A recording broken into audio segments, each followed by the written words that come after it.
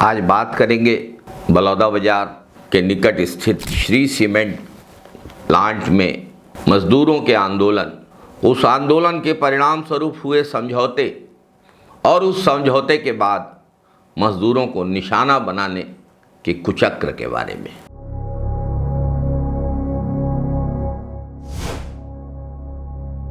नमस्कार साथियों, छत्तीसगढ़ में एक बड़ा उद्योग श्री सीमेंट बलौदाबाजार के खपराडीह में मजदूर लंबे समय से वेतन, भत्ते, संविदा की व्यवस्था और प्रबंधन की कार्यवाहियों को लेकर संघर्ष कर रहे थे। परिस्थितियां असहनीय होने पर मजदूरों ने संगठित होकर अपनी आवाज़ उठाई। मैनेजमेंट ने लॉकडाउन कर दिया। मैनेजमेंट के लॉकडाउन को श्रम अधिकारियों ने अवैध घोषित किया। मजबूरन प्रबंधन को श्रम अधिकारियों की उपस्थिति में मजदूरों से चर्चा करनी पड़ी और मजदूरों की मांगें माननी पड़ी। छत्तीसगढ़ श्री सीमेंट मजदूर संघ के नेताओं, मजदूरों और प्रबंधन की उपस्थिति में चर्चा हुई। पुलिस और प्रशासन की मौजूदगी में एक औपचारिक लिखित समझौता हुआ। मजदूरों को भरोसा हुआ कि अब उत्पीड़न रुकेगा, उनके अधिकार सुरक्षित होंगे। आखिर राज्य के सबसे बड़े श्रम अधिकारी और पुलिस और प्रशासन की मौजूदगी में यह फैसला हुआ है।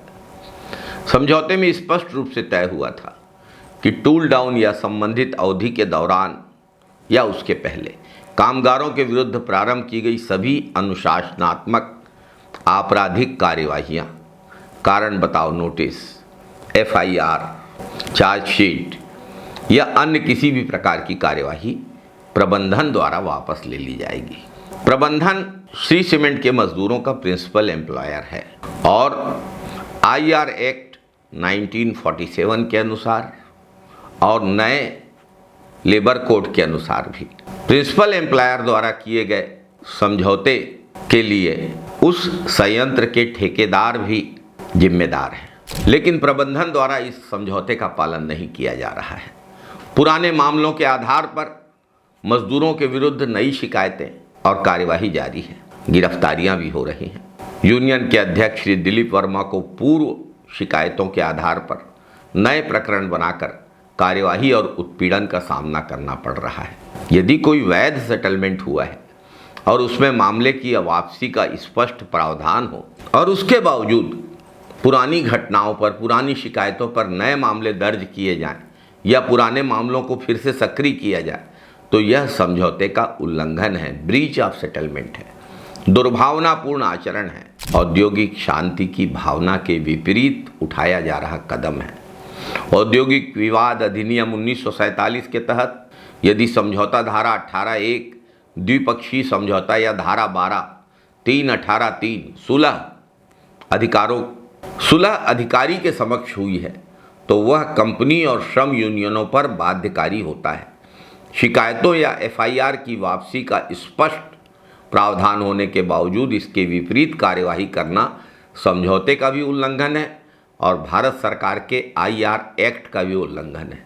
यहाँ तक कि जो नए लेबर कोड लागू किए गए हैं मोदी सरकार द्वारा, जिन पर आरोप है कि वे मजदूर विरोधी हैं, उनमें भी स्पष्ट उल्लेख है कि यह प्रिंसिपल एम्प्लॉयर के साथ साथ ठेकेदारों पर भी बंधनकारी होगा। इतना दुस्साहस कैसे हो रहा है श्री सीमेंट प्रबंधन का, जो इस समझौते का उल्लंघन कर रही है। धारा 29 के अंतर्गत सेटलमेंट या अवार्ड के उल्लंघन पर 6 माह तक का कारावास, जुर्माना या दोनों का प्रावधान है। उल्लंघन जारी रहने पर प्रतिदिन अतिरिक्त जुर्माना भी लगाया जा सकता है। यूनियन या प्रभावित पक्ष श्रम न्यायालय, औद्योगिक न्यायाधिकरण के समक्ष धारा 29 के तहत शिकायत दर्ज कर सकता है।